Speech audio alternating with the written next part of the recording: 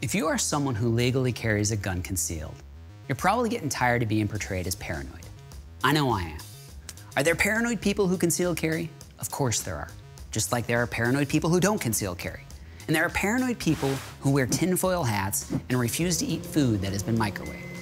But the decision to conceal carry, in and of itself, is not a natural extension of paranoia as we've been asked to believe. Let's talk about the logic that might lead someone to conceal carry.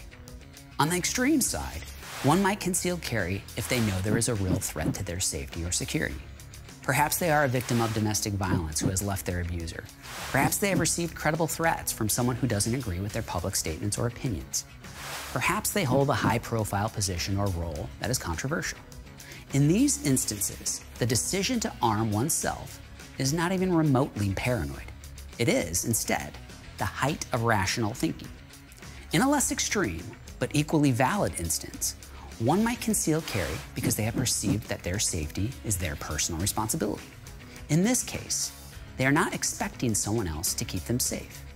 As a society, we have long celebrated personal responsibility.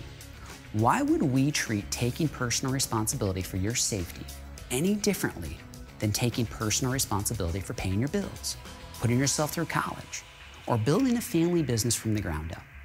And finally, one might logically choose to conceal carry simply because it's their right to do so. We don't ask people to rationalize their right to vote, their right to free speech, or their right to due process. We accept the right itself as rationalization. Why would this right, our Second Amendment right, be any different?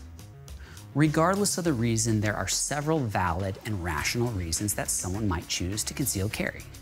So to everyone out there who tries to portray this as paranoid thinking and evidence of an irrationally suspicious mind, consider this.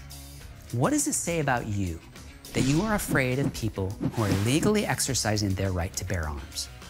What does it say about you that your fear of an inanimate object, a gun, has led you to suspect everyone who chooses to own that object? And what does it say about you that you are afraid of the almost 10 million legal concealed carry gun owners in the US who don't commit crimes every year? Who's the paranoid one now?